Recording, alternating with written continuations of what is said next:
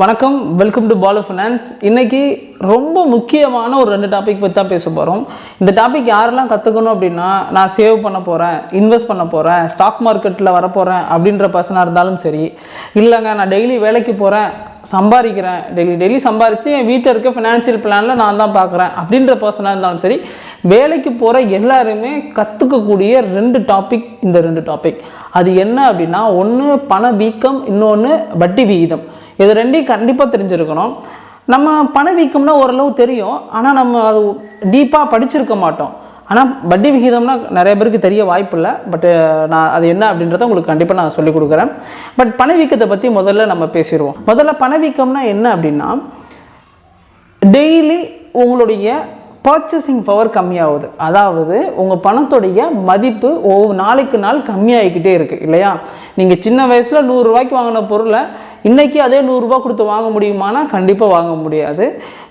நம்ம கண்கூடார பார்க்குறோம். நான்லாம் ஸ்கூல் படிக்கும்போது 2010 புதுக்கோட்டை எங்கள் ஊர் டவுனுக்கு நான் போய் படித்தேன். அப்போது 5 ரூபா டிக்கெட் கொடுத்து போய் படிக்கிறேன். இன்றைக்கி 15 ரூபா புதுக்கோட்டைக்கு போகணுன்னா விச் அப்படியே என்ன, அதோட 2 மடங்கு காசு ஏறி இருக்குது. 200% ஏறிடுச்சு இன்ஃப்ளேஷன். ஸோ இதுதான், நீங்கள் ஒரு 20 வருஷத்துக்கு முன்னாடி 10 லட்ச ரூபாய்க்கு ஒரு கார் வாங்கினீங்கன்னா உங்கள்ட்ட தான் மிகப்பெரிய லக்ஸுரி கார் இருந்திருக்கும். ஆனால் இன்றைக்கி ஒரு 10 லட்ச ரூபாய்க்கு போயிட்டு ஒரு லக்ஸுரி கார் வாங்க முடியுமா? 4 கோடி ரூபா போயிடுச்சு. அப்போ நான் அந்த 10 லட்ச ரூபாய் அப்படியே வச்சுருந்தேன்னா எனக்கு என்ன ஆயிருக்கும்? என் பணத்தோட மதிப்பு தான் கம்மியாகி போயிருக்கும் இல்லையா? ஸோ பணத்தை பாதுகாக்கிறது இங்கே சரியான பிளான் கிடையவே கிடையாது. அந்த பணத்தை கொஞ்சம் கொஞ்சமாக வளர வைக்கணும். அதுவும் நம்ம பண மதிப்பை தாண்டி வளர வச்சா மட்டும்தான் உங்கள் காசு பத்திரமா இருக்கும். நீங்கள் கஷ்டப்பட்டு சம்பாதிக்கிற காசு பத்திரமா இருக்கணும் அப்படின்னா நீங்கள் அதை மேலும் வளர வச்சுக்கிட்டே இருந்தால் மட்டும்தான் அது பத்திரமா இருக்கும். ஏன் இதை நான் இவ்வளோ டீப்பாக சொல்கிறேன்னா, கண்டிப்பாக நீங்கள் எல்லோரும் பணத்தை சேர்க்குறது ஏதோ ஒரு காரணத்துக்காக இருக்கும். உங்கள் பொண்ணோட கல்யாணத்துக்காக இருக்கும், இல்லை படிப்புக்காக இருக்கும், எதுக்கோ இருக்கும் இல்லையா? நீங்கள் ஒரு 10 லட்ச ரூபா சேர்க்கணுன்னு ஐடியா பண்ணிக்கிட்டு இருப்பீங்க. அதை அப்படியே பத்திரமா வச்சுருந்தீங்க அப்படின்னா 10 வருஷம் கழிச்சு போய் பார்த்தீங்கன்னா அந்த 1 லட்ச ரூபாய்க்கு அன்றைக்கி என்ன பண்ண முடியுமோ அதுதான் இந்த 10 லட்ச ரூபா வச்சு அன்றைக்கி பண்ண முடியும். ஸோ அதுக்கு என்ன பண்ணணும்னா, உங்கள் காசை வளர வைக்கிறதுக்கு எந்த முதலீடு சரியானது, எந்த சேமிப்பு சரியானது தேர்ந்தெடுத்து அதை நீங்கள் பண்ணணும், அவசியம் பண்ணணும்.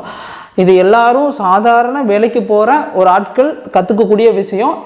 இந்த பணவீக்கத்தை பற்றின ஒரு விஷயம். இந்த பணவீக்கம் எவ்வளோ டேஞ்சர்னு நான் சொல்கிறேனே.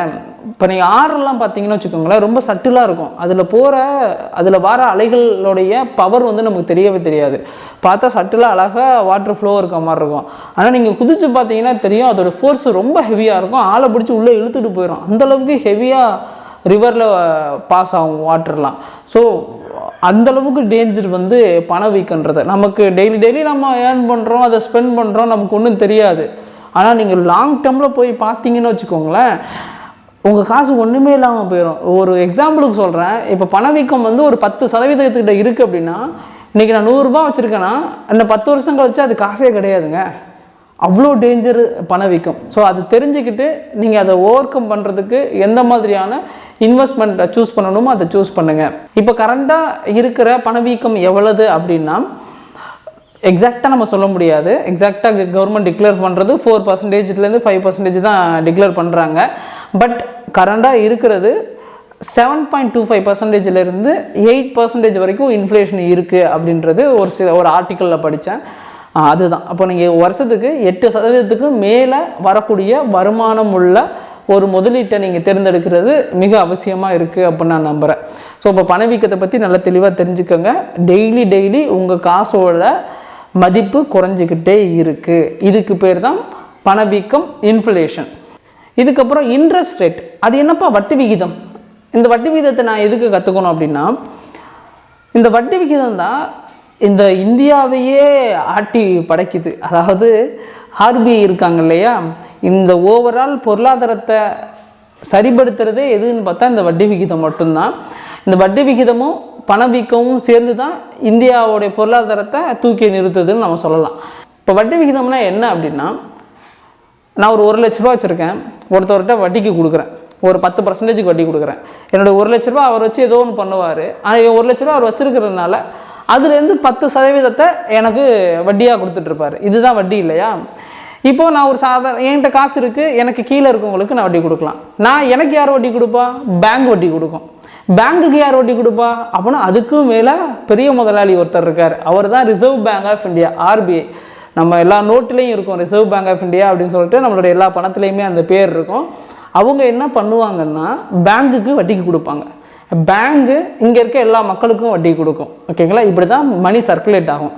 அந்த பெரிய பேங்க் இருக்கு இல்லையா, RBIன்னு சொல்லுவோம்ல, அந்த RBI சாதாரண ஒரு பேங்குக்கு வட்டி கொடுக்குறாங்கல்ல, அதுதான் இன்ட்ரெஸ்ட் ரேட், அதுதான் வட்டி விகிதம். இன்னைக்கு இப்போ வந்து எவ்வளோ கொடுத்துக்கிட்டு இருக்காங்கன்னா 5.25% வட்டி வந்து எல்லா பேங்கும் RBIக்கு கட்டிக்கிட்டு இருக்கு. இதுக்கு பேர் வந்து என்னன்னு சொல்லுவாங்கன்னா ரெப்போ ரேட்டுன்னு சொல்லுவாங்க. நீங்கள் நியூஸ்லலாம் பார்த்துருப்பீங்க, கொஞ்ச நாள் முன்னாடி கூட ரெப்போ ரேட்டை கம்மி பண்ணிட்டாங்க, ரெப்போ ரேட்டை வந்து 25 பாயிண்ட் கம்மி பண்ணிட்டாங்க, 50 பாயிண்ட் கம்மி பண்ணிட்டாங்க அப்படின்லாம் சொல்லுவாங்கள்ல. அதெல்லாம் இதுதான், இந்த வட்டி விகிதத்தில் எவ்வளோ பாயிண்ட்டு கம்மி பண்ணியிருக்கிறாங்க அப்படின்றதான் அந்த நியூஸ். இது அவங்க கம்மி பண்ணுறதுனால எனக்கு என்னப்பா பயன் அப்படின்னு நீங்கள் கேட்டிங்கன்னா, இப்போது RBI வந்து இப்போ 5 ஒரு உதாரணத்துக்கு சொல்கிறேன், 5 வட்டிக்கு 5% வட்டி கொடுத்துட்ருக்குன்னு வச்சுக்கோமே. நாளைக்கு அது வந்து 3% மாற்றிடுச்சு அப்படின்னா பேங்க் என்ன பண்ணுவாங்கன்னா, நமக்கு 3% தானே கொடுக்குறாங்க, நம்ம எதுக்கு இங்கே மக்களுக்கு 10% கொடுக்குறோம், சரி இங்கே ஒரு 3% குறைப்போம், 7% வட்டி கொடுப்போம் அப்படின்னு பேங்க் முடிவு பண்ணும்.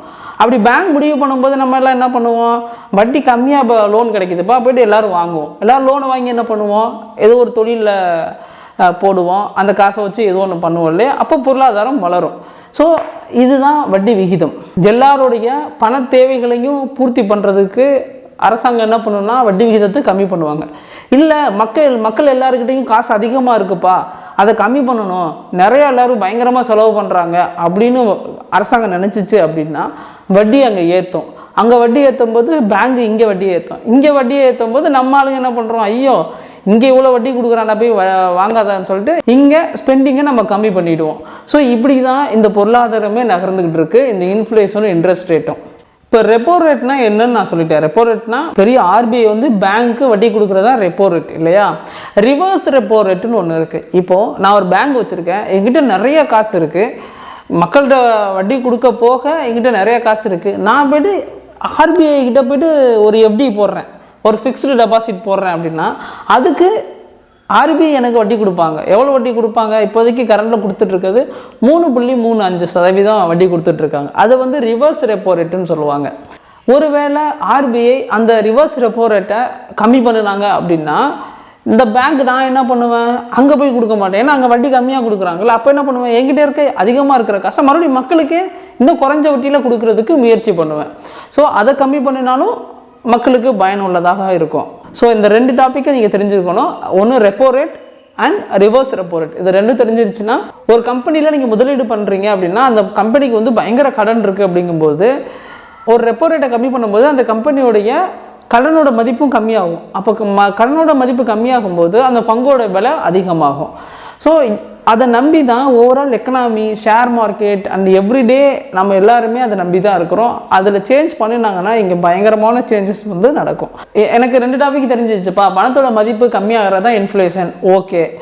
வட்டி விகிதம்லாம் தெரிஞ்சிருச்சுப்பா, பெரிய பேங்க் வந்து இங்கே இருக்கிற லோக்கல் பேங்க்ஸுக்கெல்லாம் வட்டிக்கு விடுறதா வட்டி விகிதம், அதை கம்மி பண்ணும்போது பேங்க்காரனும் வட்டி கம்மி கொடுப்பான், நமக்கு யூஸ்ஃபுல்லாக இருக்கும். அவன் வட்டி ஏற்றுனா இவனும் வட்டி ஏற்றுவான், நமக்கு யூஸ் இருக்காது. இவ்வளோ தான் இது 2 வித்தியாசம். இதை நான் கற்றுக்கிட்டேன் அப்படின்னாலும் கூட இன்னும் ஒரு விஷயம், முக்கியமான விஷயம் கற்றுக்கணும். ரியல் இன்ட்ரெஸ்ட் ரேட் அப்படின்னு ஒரு கான்செப்ட் இருக்குது. ரியல் இன்ட்ரெஸ்ட் ரேட் என்ன அப்படின்னா, இப்போது நான் ஒரு முதலீடு பண்ணுறேன் அப்படின்னா அது வந்து எனக்கு 10% வட்டி கொடுக்குது, ஓகேங்களா. அண்ட் இன்ஃப்ளேஷன் ஒரு 7% இருக்குது அப்படின்னா எனக்கு கிடைக்கக்கூடிய உண்மையான வட்டி விகிதம் எவ்வளோன்னா 10 - 7 = 3. அப்போ எனக்கு உண்மையான எனக்கு எவ்வளோ ப்ராஃபிட், 3%. நீங்கள் எந்த முதலீடு பண்ணியிருந்தாலும் சரி அதிலிருந்து உங்களுடைய இன்ஃப்ளேஷனை கழிச்சிட்டு நீங்கள் பாருங்கள். அப்படி பார்க்கும்போது தான் உங்களுடைய ரியல் மணி க்ரோத்து உங்களுக்கு தெரியும். என்றைக்குமே இன்ஃப்ளேஷனை கழிச்சிட்டு நீங்கள் பாருங்கள். என்றைக்குமே இன்ஃப்ளேஷனை கழிச்சிட்டு அதை தாண்டி நம்ம பணம் எந்த அளவுக்கு வளருது அப்படின்றத தெரிஞ்சுக்கிட்டீங்க அப்படின்னா உங்கள் பணத்தை வளர வைக்கக்கூடிய அறிவு உங்களுக்கு வந்துடும்.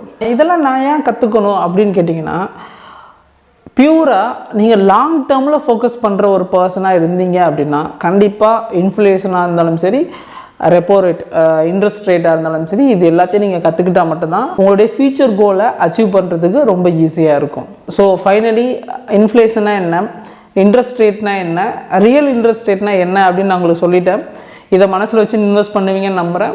ஸோ மீண்டும் ஒரு நல்ல பயனுள்ள டாப்பிக்கோடு உங்களை வந்து சந்திக்கிறேன். அதுவரைக்கும் உங்களிடம் விடைபெறுவது பாலு ஃபைனான்ஸ். ஸோ இந்த வீடியோ உங்களுக்கு பிடிச்சிருந்துச்சுன்னா லைக் பண்ணுங்கள், ஏதாவது டவுட்னா கமெண்ட் பண்ணுங்கள். யாராவது ஷேர் மார்க்கெட் கற்றுக்கணும்னு நினைக்கிறாங்க, இன்வெஸ்ட்மெண்ட்டை பற்றி கற்றுக்கணும்னு நினைக்கிறவங்களுக்கு ஷேர் பண்ணுங்கள்.